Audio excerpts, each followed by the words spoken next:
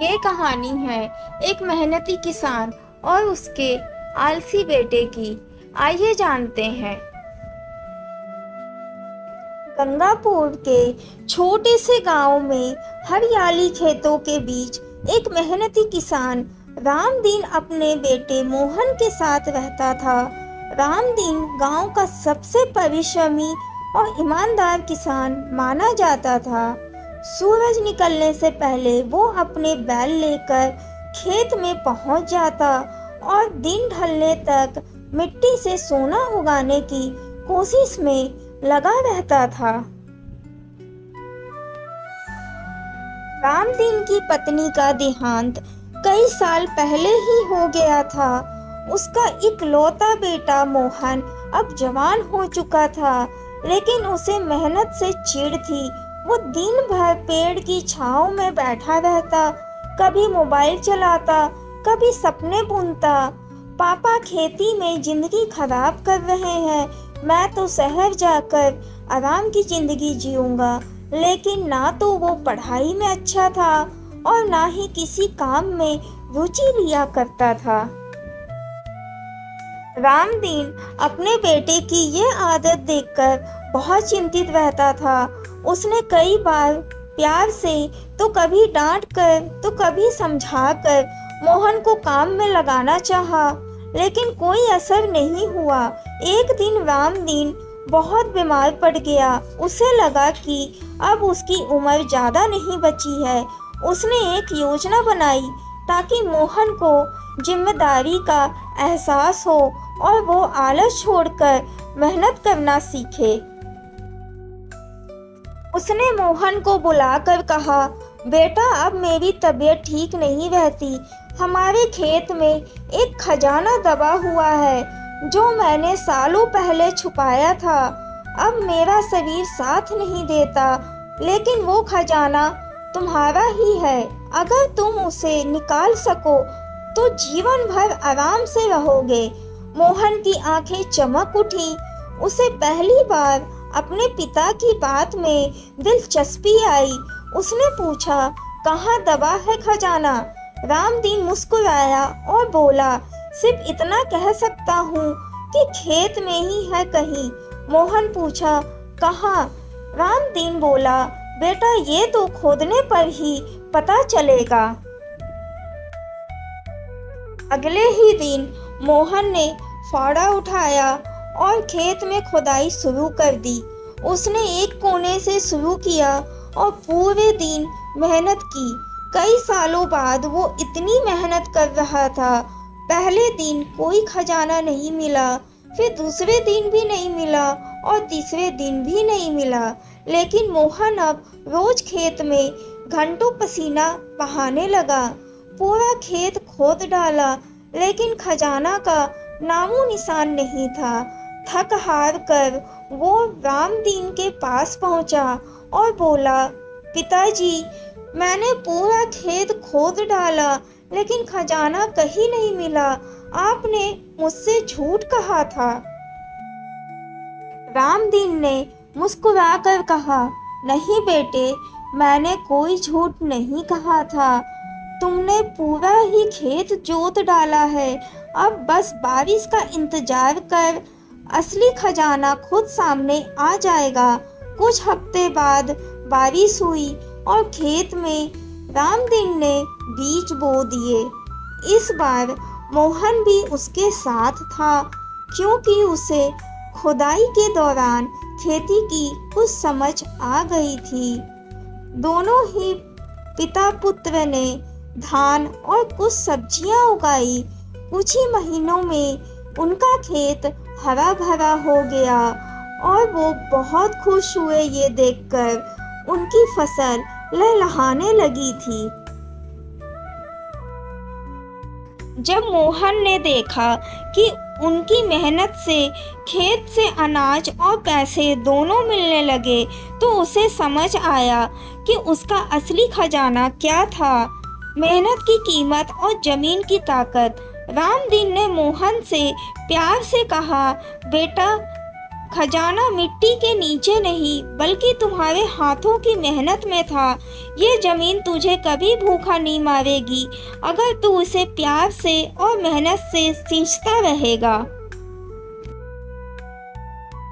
उस दिन के बाद मोहन बदल गया। उसने शहर जाने का इरादा छोड़ दिया और पिता के साथ मिलकर खेती में पूरे लगन से जुट गया। अब वो न केवल अच्छा किसान बना बल्कि गांव के युवा किसानों को भी खेती का महत्व समझाने लगा। रामदीन को यह देखकर संतोष मिला कि उसका बेटा अब अपने पैरों पर खड़ा है। वो मुस्कुराया और सोचा, सही समय पर बोया गया बीज ही सबसे अच्छी फसल देता है। इस कहानी से हमें ये सीखने को मिलता है कि मेहनत से बड़ा कोई खजाना नहीं। आलस इंसान को खोखला कर देता है जबकि परिश्रम उसका भविष्य संवारता है। अपने बच्चों को सही समय पर जीवन का मूल्य सिखाना ही असली विरासत होती है। तो प्यारे दोस्तों, आपको हमारी ये कहानी अच्छी लगी है तो प्लीज़ हमारे चैनल को लाइक, शेयर और सब्सक्राइब करें। आपका धन्यवाद।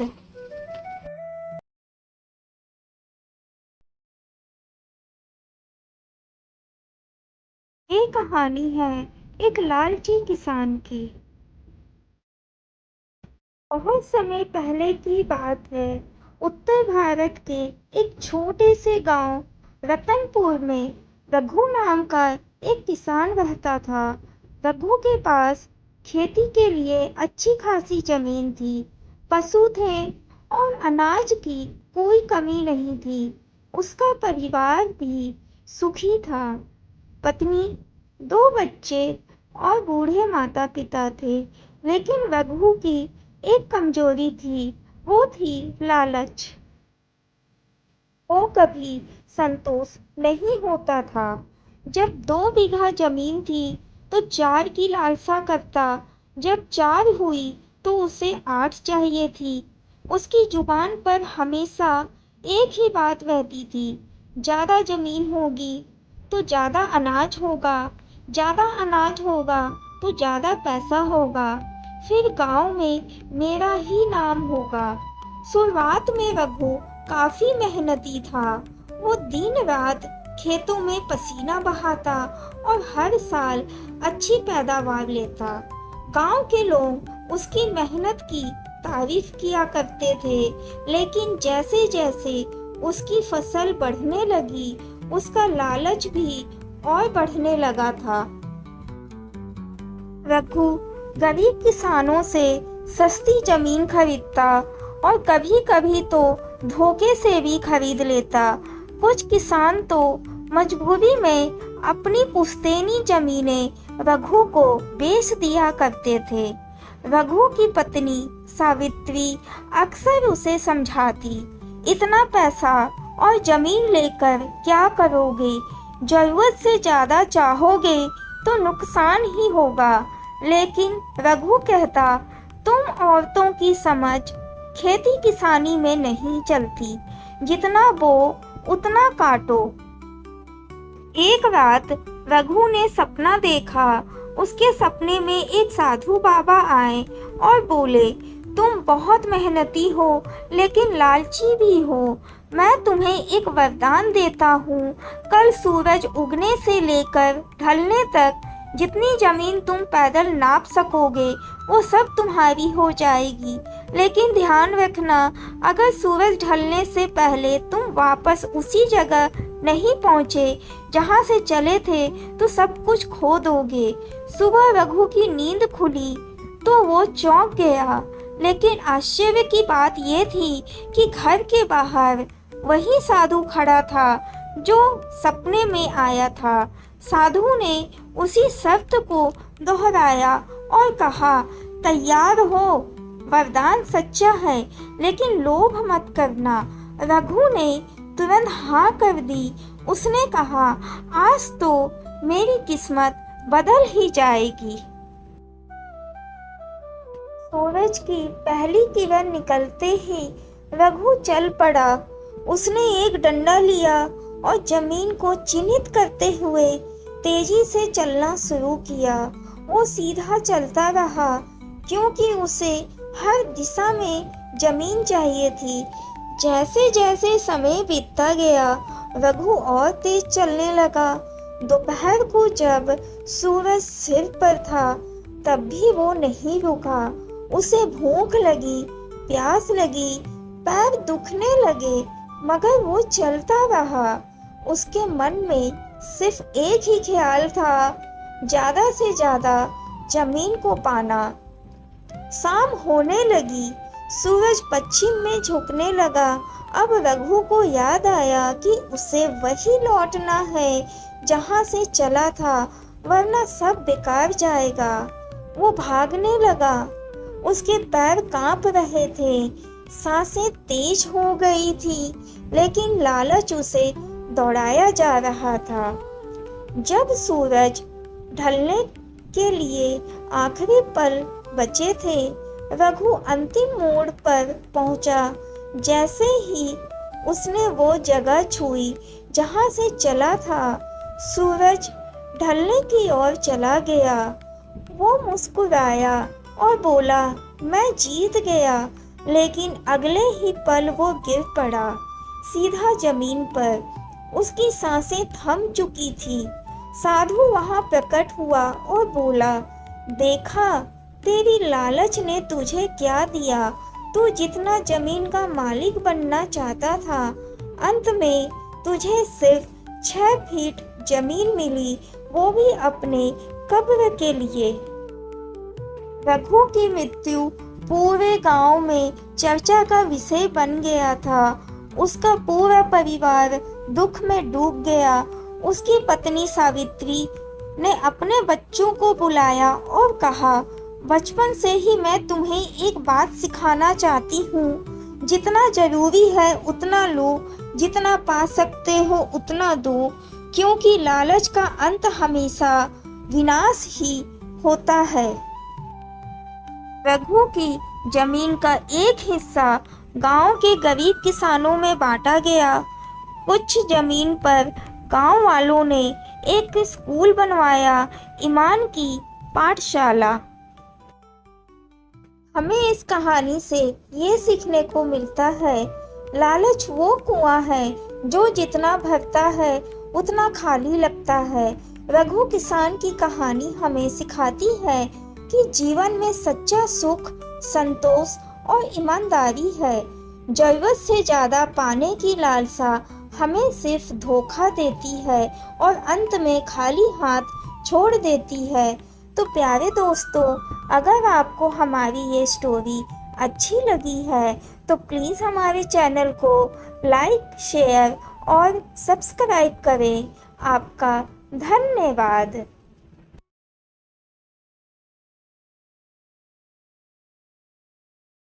ये कहानी है एक किसान और भीषण गर्मी की। उत्तर भारत के एक छोटे से गांव में रामलाल नाम का एक मेहनती किसान रहता था। उसका जीवन सरल था, लेकिन चुनौतियों से भरा हुआ था। रामलाल के पास कुछ बीघा ज़मीन थी, जिस पर वो गेहूँ, बाजरा और कभी कभी सब्जियां उगाता था। खेती ही उसका जीवन था और इसी से वो अपने परिवार का पेट पालता था। इस बार गर्मी असहनीय थी। मई के महीने में ही सूरज जैसे आग उगल रहा था। दिन में जमीन पर पैर रखना मुश्किल हो गया था। नहरें पूरी तरह से सूख चुकी थी और बारिश तो जैसे रूठ ही गई थी। गांव के कुएं भी आधे खाली हो गए थे।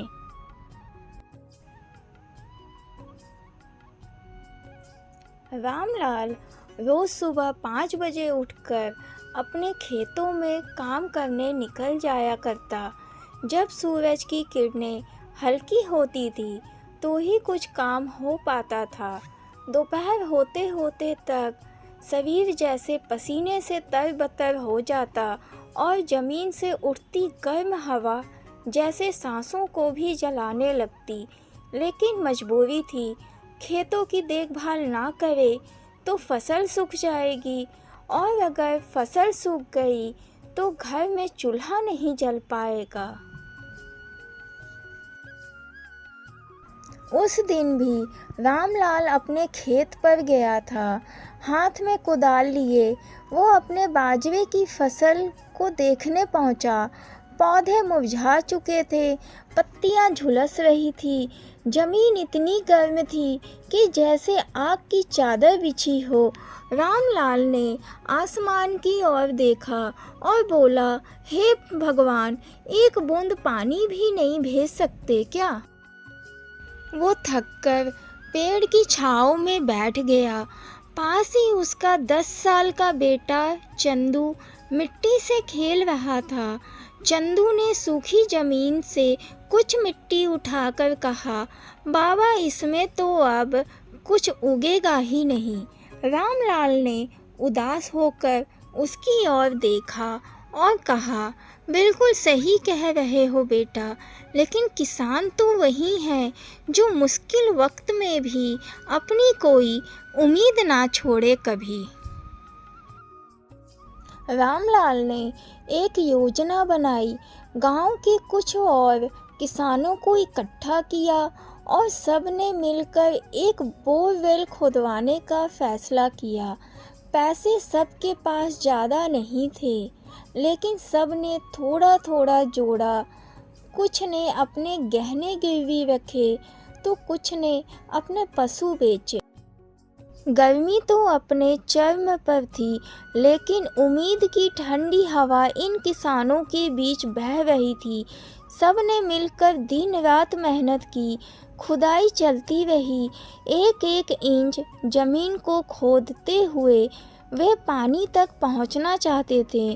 कई बार उन्हें निराशा मिली, लेकिन रामलाल कहता रहा, पानी जरूर मिलेगा, बस हमें हार नहीं माननी है। तीसरे हफ्ते की एक शाम को जब सब थक कर बैठ गए थे, अचानक एक आवाज़ आई, पानी पानी निकल आया। सभी लोग खुशी से दौड़ पड़े। जमीन से ठंडी जलधारा बह रही थी। सभी के आंखों में एक चमक आ गई। बच्चों ने नंगे पांव दौड़कर पानी में खुशी से छप छप की। रामलाल ने खुश होकर बोला, ये पानी नहीं, ये तो भगवान का आशीर्वाद है। बोरवेल के जरिए अब खेतों को पानी मिल सकता था। धीरे धीरे फसलें फिर से हरी होने लगी, बाजरे की बालियां मुस्कुराने लगीं और गांव में फिर से हरियाली लौट आई। गर्मी अब भी थी, सूरज अब भी तप रहा था, लेकिन रामलाल और उसके जैसे किसानों ने यह साबित कर दिया था कि अगर इरादा मजबूत हो तो प्रकृति की सबसे कठिन से कठिन परीक्षा को भी पार किया जा सकता है।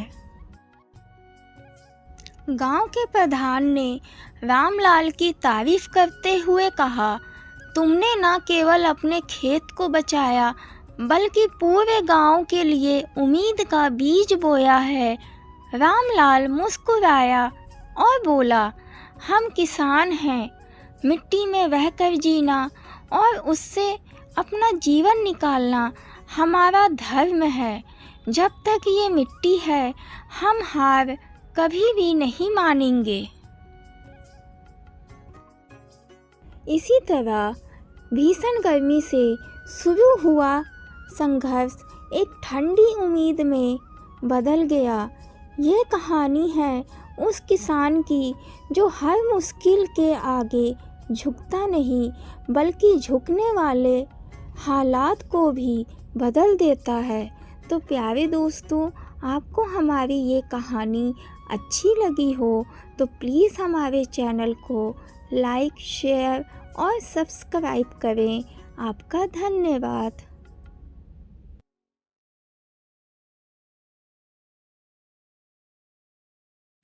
ये कहानी है एक सच्चे और मेहनती किसान की। आइए जानते हैं। चंदनपुर के एक छोटे से गांव में हरिराम नाम का एक किसान रहता था। हरिराम का जीवन बेहद साधारण था, पर उसकी सोच और मेहनत ने उसे असाधारण बना दिया। उसके पास केवल 2 बीघा ज़मीन थी, जो पीढ़ियों से उसके परिवार के पास थी। हरिराम ने कभी पढ़ाई नहीं की थी, लेकिन उसने अपने पिता से खेती के हर छोटे बड़े गुण सीख रखे थे।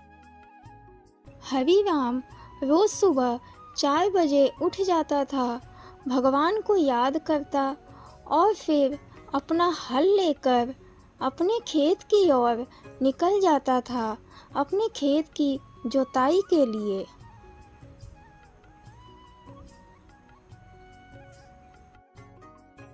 उसका चेहरा हमेशा मुस्कुराता रहता था, चाहे मौसम कैसा भी हो, बारिश हो या धूप, सर्दी हो या गर्मी। गांव के लोग उसकी मेहनत की बहुत तारीफ करते थे, पर कुछ लोग ये भी कहते थे कि आजकल खेती में कुछ नहीं रखा। कई किसान शहर जाकर नौकरी करने लगे थे, लेकिन हरिराम का कहना था, जो धरती हमें अन्न देती है उसे कभी नहीं छोड़ना चाहिए। ऐसे ही समय बीतता गया। एक साल गांव में बहुत बुरा सूखा पड़ा। आसमान से एक बूंद भी पानी नहीं बरसा। चारों ओर खेत सूख गए, मवेशी मरने लगे और लोग गांव छोड़कर जाने लगे। हरिराम के पास भी कोई साधन नहीं बचा था। पैसे की तंगी थी, अनाज की कमी थी, लेकिन उसने हार नहीं मानी। वो दिन रात अपने खेतों में जाकर कुएं से पानी निकालकर पौधों को सींचता रहा। लोगों ने उसका मजाक उड़ाया, पानी की एक बाल्टी से क्या होगा, खेत नहीं बचने वाले। लेकिन हरिराम ने किसी की बात नहीं सुनी और वो अपने काम में ध्यान देता रहा। कुछ ही महीनों बाद बहुत बड़ा चमत्कार हुआ। जहां अन्य खेत बंजर हो चुके थे, वहीं हरिराम के खेत में हरी फसल लहराने लगी थी। उसकी मेहनत रंग लाई। गांव के लोग हैरान रह गए। कुछ ने उससे माफ़ी भी मांगी। हरिराम ने किसी से कोई शिकायत नहीं की। उसने कहा, मेहनत और धैर्य ही किसान का सबसे बड़ा हथियार है। ठीक उसी साल सरकार ने भी हरिराम को उसकी मेहनत का आदर्श किसान का पुरस्कार दिया। उसकी कहानी अखबारों में छपी, टीवी पर दिखाई गई और वो गांव का ही नहीं, पूरे जिले का गौरव बन चुका था। हरिराम ने अपनी सफलता को केवल अपने तक सीमित नहीं रखा। उसने गांव के अन्य किसानों को इकट्ठा किया और एक किसान समिति बनाई। वो उन्हें नई नई तकनीकें सिखाने लगा, जैसे टपक सिंचाई, जैविक खाद का प्रयोग करना, मौसम के अनुसार बीजों का चुनाव करना। उसने सरकार से मिलकर एक छोटा बांध बनवाने की योजना तैयार की, ताकि अगली बार सूखा पड़ने पर पानी की समस्या ना हो सके। अब चंदनपुर गांव की तस्वीर बदलने लगी थी। जहां पहले लोग खेती छोड़ रहे थे, अब वे खेती को गर्व की बात मानने लगे। युवा लोग भी अपने पुश्तैनी खेतों में लौटने लगे थे। गांव में हरियाली लौट आई थी और इसके पीछे एक ही नाम था, सिर्फ और सिर्फ हरिराम का। हरिराम का जीवन एक मिसाल बन चुका था। उसने ये सिखाया कि किसान केवल अनाज ही नहीं उगाता, वह देश की आत्मा को सिंचता है। उसका पसीना इस मिट्टी में नई जान भर देता है। तो प्यारे दोस्तों, हमें इस कहानी से ये सीखने को मिलता है कि मुश्किलें चाहे कितनी भी बड़ी क्यों ना हो, अगर इंसान का इरादा मजबूत हो तो वो किसी भी तूफ़ान का सामना कर सकता है। मेहनत, धैर्य और सच्ची सोच से असंभव को भी संभव बनाया जा सकता है। अगर हमारी स्टोरी आपको अच्छी लगी हो तो प्लीज़ हमारे चैनल को लाइक, शेयर एंड सब्सक्राइब करें। Thank you.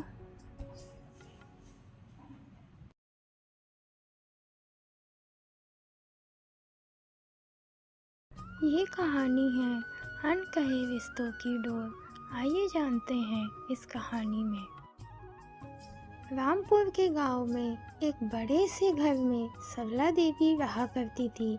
सरला देवी बहुत ही सख्त मिजाज की थी। सरला देवी का बेटा राकेश शहर में नौकरी करता था। वहीं उसकी मुलाकात नेहा नाम की लड़की से हुई थी।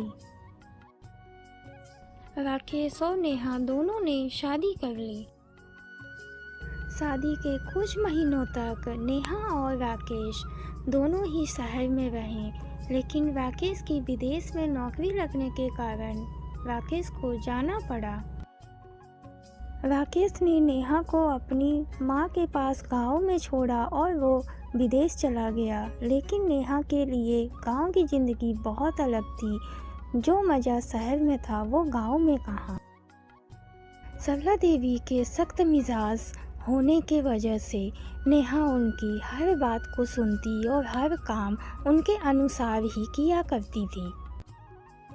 नेहा शुरू में अपनी सासू माँ को खुश रखने की बहुत कोशिश किया करती थी। वो रसोई में जाके खाना भी बनवाया करती थी। फिर नेहा खेत पे गई अपनी सासू माँ के पास और वहाँ पे काम करवाया, और काम करके जब वो जाने लगी तो सरला देवी ने यही सोचा कि ये तो शहर की है, सिर्फ दिखावा कर रही है।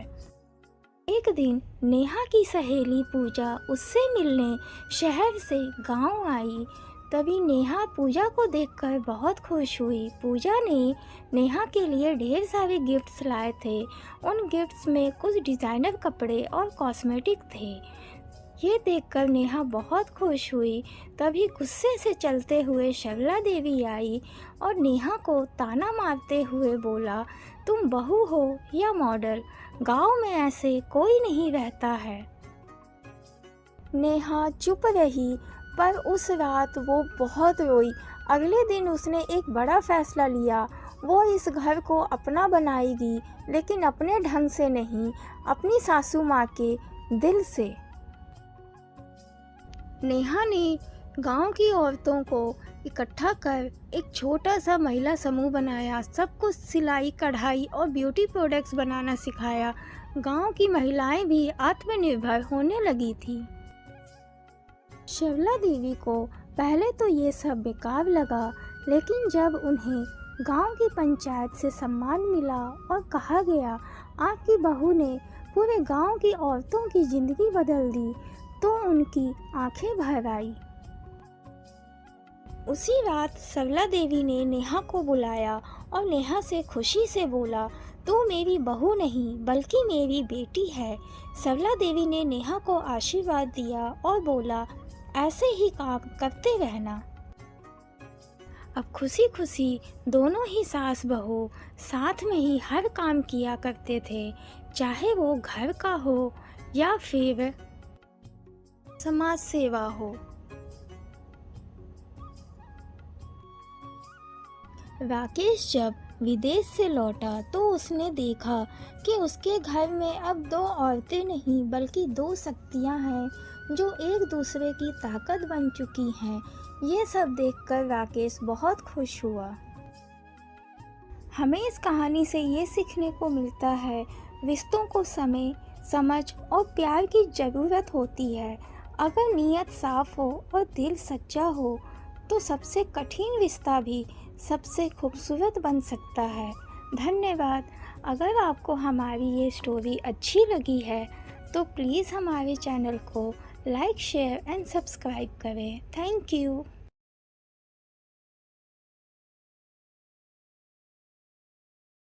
बहुत समय पहले की बात है। एक रामनगर गांव था जो बहुत ही सुंदर और प्यारा सा था। जहाँ पर रामू नाम का एक किसान रहता था। वो बहुत ही मेहनती और ईमानदार व्यक्ति था। उसके पास ज़्यादा ज़मीन नहीं थी। जो भी थोड़ी बहुत ज़मीन थी उसी पर मेहनत करके अपने परिवार का पालन पोषण किया करता था। रामू हमेशा सच बोलता था और किसी का नुकसान नहीं करता था। रोज सुबह अपने खेत पे जाता, अपनी मेहनत और लगन से अपने खेत की जुताई करता था। इसी वजह से गांव के लोग भी उसकी बहुत इज्जत किया करते थे। गांव के सभी लोग रामू की मेहनत और ईमानदारी की हमेशा तारीफ किया करते थे और रामू की सारी बात मानते थे, क्योंकि रामू हमेशा सच बोलता था और ईमानदारी की ही बातें किया करता था और अच्छी बातें लोगों को सिखाया करता था। रामू का जीवन बहुत ही सादा और साधारण था। रामू अपने काम से बहुत खुश रहता था। एक दिन रामू अपने खेत पे गया और खेत की जुताई कर रहा था और जुताई करते समय उसे अपने खेत से एक दबा हुआ बर्तन मिला और जब वो बर्तन का ढक्कन खोला तो वो बर्तन सोने की मुद्राओं से भरा हुआ था। रामू उसे देखकर हैरान रह गया। रामू सोचा, ये धन मेरा नहीं है, मुझे इसे लौटा देना चाहिए ताकि सही व्यक्ति को उसकी अमानत मिल सके। रामू सोचते हुए जा ही रहा था कि ये सोने से भरा बर्तन क्यों ना मैं गांव के मुखिया जी के पास लेकर जाऊं, और रामू वही किया। वो बर्तन गांव के मुखिया के पास लेकर गया और उनसे अपनी सारी बात बताई, जो भी उसके खेत में घटना घटी। और मुखिया जी ने वो बर्तन देखा और उसकी ईमानदारी से बहुत खुश हुए और बोले, रामू तुम कितने नेक इंसान हो। रामू को मिला हुआ धन सभी गांव वालों को पता चल गया और गांव के सभी लोग इकट्ठा हो गए और रामू की ईमानदारी की सराहना करने लगे। कुछ लोगों ने कहा कि अब ये धन रामू का हो जाना चाहिए क्योंकि उसने ही खोजा है, लेकिन रामू ने बहुत ही प्रेम से कहा, मैं मेहनत से कमाना जानता हूँ, किसी और की संपत्ति पर मेरा कोई हक नहीं है और ना मैं कोई हक जताना चाहता हूँ। कुछ दिन बाद मुखिया जी ने तहसीलदार को बुलवाया और ये मामला उसके हवाले किया। तहसीलदार ने जांच के बाद बताया कि वो बर्तन वास्तव में पुराने समय के राजा के खजाने का हिस्सा था, जो कभी इसी क्षेत्र में दबा दिया गया था और रामू ने पूरी ईमानदारी दिखाई थी, तो सरकार ने उसे आधा धन पुरस्कार के रूप में देने का निर्णय लिया है। और ये सुनकर मुखिया जी और रामू दोनों ही बहुत ही प्रसन्न हुए। रामू को काफ़ी संपत्ति मिल गई थी, लेकिन उसने उस संपत्ति का किसी भी प्रकार का कोई फालतू खर्चों में उपयोग नहीं किया और ना ही किसी प्रकार का कोई लालच दिखाया। रामू को उस मिले हुए संपत्ति से उसने गांव में एक स्कूल और एक कुआं बनवाया ताकि गांव में बच्चों को शिक्षा मिल सके और गांव वालों को पानी मिल सके। रामू की ईमानदारी और निष्ठा की कहानी दूर दूर तक फैल गई थी। हमें इस कहानी से ये सीखने को मिलता है कि ईमानदारी सबसे बड़ा गुण है। अगर हम सही रास्ते पर चलते हैं और मेहनत करते हैं तो किस्मत भी हमारा साथ ज़रूर देती है। तो दोस्तों, आपको हमारी ये कहानी अच्छी लगी हो तो प्लीज़ हमारे चैनल को लाइक, शेयर एंड सब्सक्राइब करें। Thank you. दुद्धी नाम के गांव में बिरजू नाम का किसान रहता था। वो प्रतिदिन अपने छोटे से खेत में खेती करने जाया करता था। बिरजू था तो मेहनती, पर उसकी एक बहुत बड़ी कमजोरी थी, वो लालची बहुत था और प्रतिदिन यही सोचता था कैसे मैं जल्द से जल्द फसल उगा सकूं और जल्द ही धनवान बन सकूं। ऐसे ही एक दिन बिरजू सोचते हुए जंगल के रास्ते से कहीं जा रहा था। तभी उसकी नज़र पड़ी एक साधु बाबा पे जो तपस्या कर रहे थे और उनके पास गया।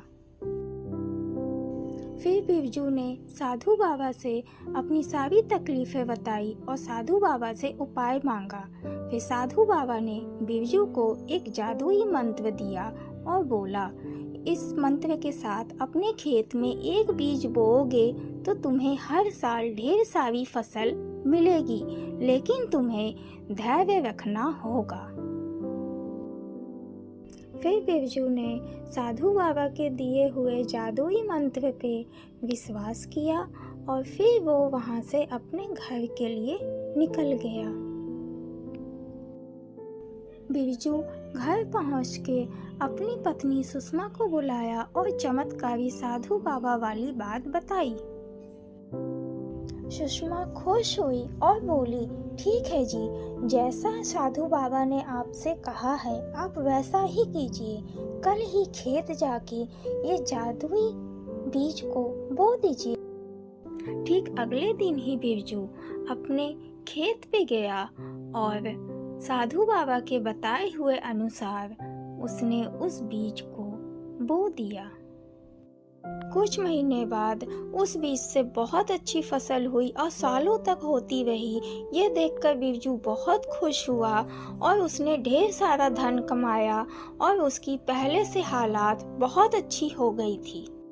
बिरजू घर आकर अपनी पत्नी सुषमा को बुलाया और बोला, ये धन की पोटली, इसे संभाल कर रख दो।